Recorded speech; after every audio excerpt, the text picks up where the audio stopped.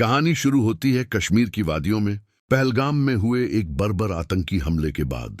इस हमले ने पूरे देश को अंदर तक झकझोर दिया। टीवी पर बस एक ही खबर थी, हमला।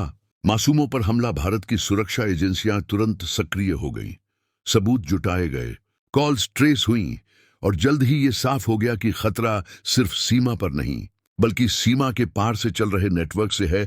कई हफ्तों तक ड्रोन, उपग्रह और इलेक्ट्रॉनिक इंटेलिजेंस के जरिए दुश्मन की गतिविधियों पर नजर रखी गई। टोपोग्राफी, मौसम, दुश्मन के सप्लाई रूट सब मैप कर लिए गए। अब खेल इमोशन का नहीं, डेटा का था। जल्द ही तीनों सेनाओं, थल सेना, वायुसेना और नौसेना ने एक संयुक्त रणनीति तैयार की। इस ऑपरेशन का नाम रखा गया ऑपरेशन सिंदूर, क्योंकि यह सिर्फ बदला नहीं बल्कि निर्णायक जवाब था। डी डे की सुबह ठीक जो 4:22 बजे एयर कमांड रूम में एक शब्द गूंजा, सटीक प्रहार। पहले 22 मिनट में भारतीय वायुसेना ने 9 आतंकी ठिकानों पर हमला किया। राफेल, सुखोई 30 और मिराज 2000 जैसे लड़ाकू विमान एक एक लक्ष्य को सर्जिकल प्रिसीजन के साथ हिट कर रहे थे। वहीं सैटकॉम ड्रोन हर गतिविधि लाइव भेज रहे थे। दुश्मन को समझ ही नहीं आया कि हमला हवा से हुआ या जमीन से। दूसरा चरण इससे भी बड़ा था।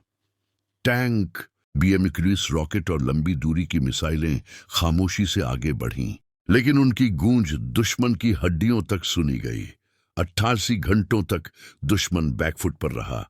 Training camp, supply root, command post एक एक करके ढहते गए।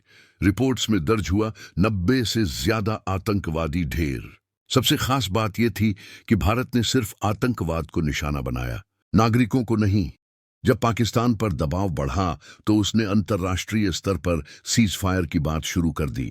लेकिन भारत ने साफ कहा, सीज फायर तभी होगा जब आतंकवाद बंद होगा।